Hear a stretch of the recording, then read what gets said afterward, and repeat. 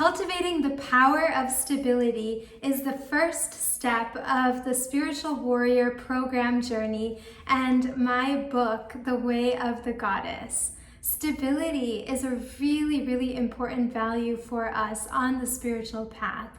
It is only with stability and having a stable foundation that we can actually proceed on the journey to awaken to the power of our own true self. In the Vedic spiritual tradition, the power of stability is closely connected with a Sanskrit word called Shraddha.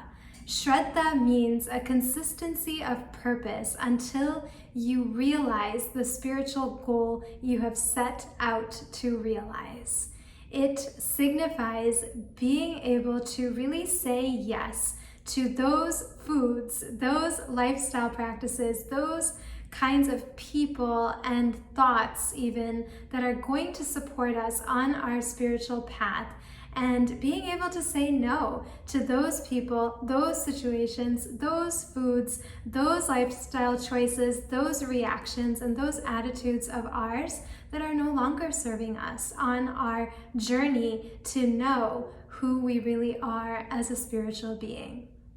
The practice of cultivating stability is the subject of this first step of the process because we need it to anchor ourselves in the power of practice at every step of this spiritual journey, which is ultimately leading us to be able to give back, to be of service, and to lead and give and serve with deep integrity. This integrity comes from self-reflection, which fuels the process of spiritual transformation.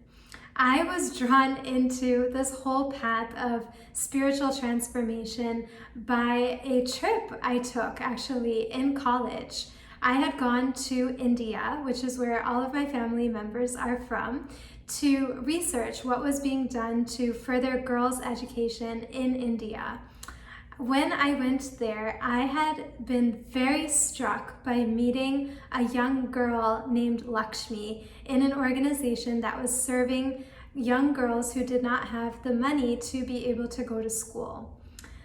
This young girl named Lakshmi had gone through a lot of trauma, a lot of difficulties, and a lot of stress in her life that caused her to shut down. All of the other little girls and children were screaming and yelling and wanting me to take their photo, but this one girl just stood withdrawn. And I was so struck hearing the story of all that she had gone through, about how she was also named after the most widely worshipped Hindu goddess of wealth. In India and with Indians throughout the world, we see a lot of worship of Goddess Lakshmi for material wealth. But I was wondering, how is it that we are unable to connect that idea of the goddess with the divine feminine that lives in that young girl Lakshmi, and that lives within me, and that lives within you and all of us? That became a quest, that question of how do we connect this big idea of divinity with our daily struggles and our ordinary, perhaps, challenges and even our extraordinary traumas. It felt to me that this question would lead me on the path that would cause me to discover a lot more to who I am than I even currently knew at the time. When I got home from that trip from India, I remember going to a bookstore in New York City where I was studying business, incidentally, at that time. I remember seeing a deck of oracle cards and looking through them and discovering the goddess Lakshmi. She was wearing a yellow sari and depicted with lotus flowers and elephants, and the message she had to convey was of good fortune and abundance that is our true nature, and about how abundance and wealth are not just material, but they're actually spiritual also.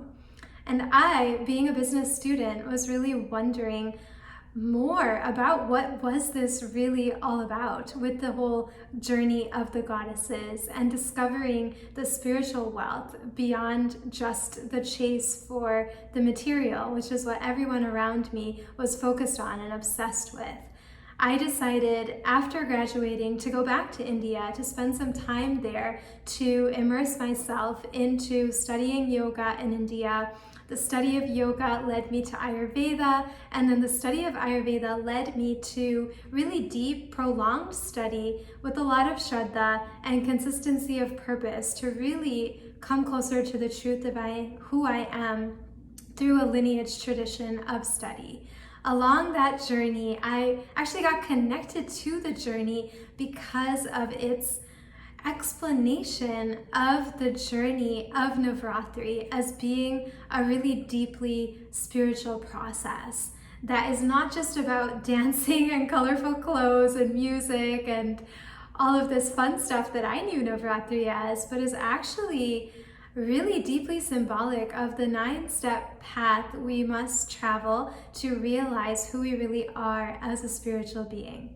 I noticed that every year when I engaged in this inward celebration of Navratri, the goddess festival that my book and this program are based in, I would experience incredible transformations. I would be able to go way beyond anything I ever thought I could do to transcend my fears, to let go of what was no longer serving me, and to really remember and recommit to the truth of who I really am as a spiritual being. Having gone through so much personal transformation every year during the Navratri celebration, I decided, why just wait for the annual celebration if I can make every day into a celebration of Navratri? So that's what I did, and that's what I've been practicing myself, and I've written about and documented in my book, and will lead you through step by step in this program. It's really amazing to know that a different avatar of the warrior goddess Durga lives within each of our 9 chakras and is there to help us awaken to 9 different spiritual superpowers within us. In our first chakra, in the power of stability that we're cultivating, we have Goddess Shailaputri here to support us. Goddess Shailaputri is the embodiment of Mother Nature. She is the embodiment of Mother Earth and the kind of support and comfort and healing Mother Earth has to offer us. She is, incidentally, also the very depiction and embodiment of stability, of that groundedness, of that mountain or tree quality that gives us stability. Goddess Shailaputri's mythological story, and I'll be sharing with you all the mythological stories of each of the 9 avatars of Goddess Durga, which are symbolic of the 9 powers we have to cultivate to be able to overcome the demons that are living in our mind. In this first step, we have the power of stability, and the story goes like this. Goddess Durga, as Goddess Shailaputri, is confronted by a big challenge in her life. Her father, the king of the universe, as it were, was organizing a large fire ritual ceremony. Everyone in the world was invited to this ceremony, except for Shailaputri's husband, Lord Shiva. Lord Shiva was not invited to this sacred fire ritual because he had long hair. He was covered in ashes. He wore a snake around his neck, and nobody really understood him. And Goddess Shailaputri's father thought it's a little weird, all the things that he does. He didn't understand in organizing this worship ritual that Lord Shiva actually is the embodiment of the transcendence of the body and the material world that spirituality actually represents. Lord Shiva had mastered his mind and his self, and he represented that divine connection with supreme consciousness.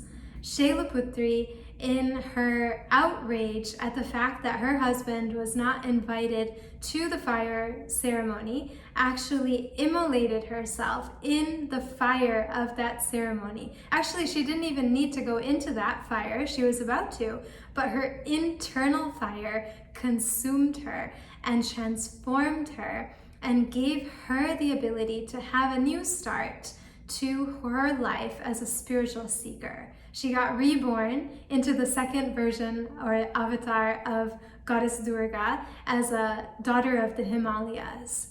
And she really represents to us that inner fire that leads us to spirituality, that leads us to be able to let go of and actually burn away all that is no longer serving us, so that we can really embrace Shiva, which is not a man or a woman or a relationship partner we have, but symbolic of our own true self. Lord Shiva is the representative of the soul, and what we are seeking on this spiritual journey is to really have a union or yoga or sacred connection with our own true self. And when we have that, we have everything that we come to this earth in search of. We have only forgotten our true nature, and that is why we keep on searching. This journey of the Goddess Festival will lead us step by step, ultimately back home to the truth and the power of our own soul. This mythological story is really relevant and personal to me because my own father really wanted me to pursue a business path. Everyone in his family was a business person, had a business, and he really wanted me to follow suit and actually to take over the family business. And I felt so strongly after having graduated from business school in New York City that I was meant for a spiritual path. That if I were to do anything in business, it would only be in service of spreading wellness and spirituality.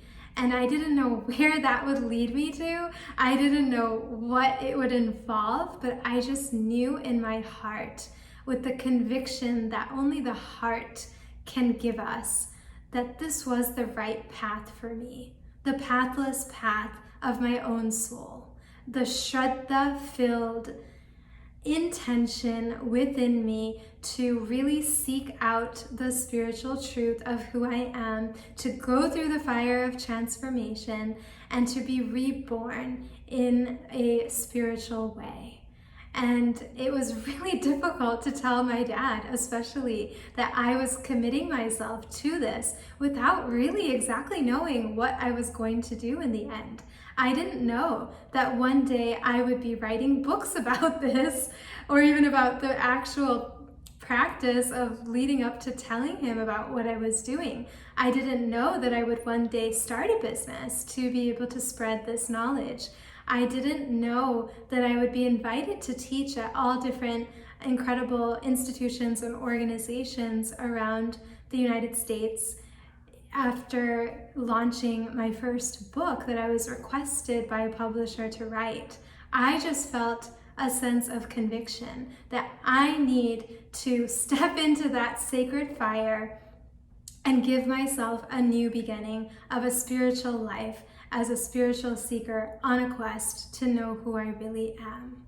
And this first step of the practice will really empower you to also commit yourself to a beautiful, sacred, spiritual journey to really awaken to your own true self and to be guided step by step on how to really give back and to serve and to lead with integrity that comes from self-reflection. In each step and each chapter, if you will, of our journey, I will be sharing with you my own journey of my own transformation, step by step, breaking it down for you so that you can also evoke incredible transformations and journeys within journeys from darkness to light in each step of the program.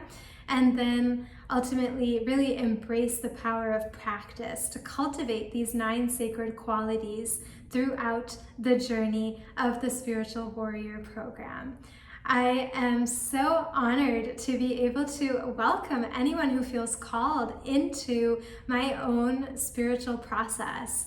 It is going to be an incredible adventure and an amazing journey that awaits us. And I am so looking forward to welcoming anyone and everyone who feels called from their heart to this path and to this program and journey.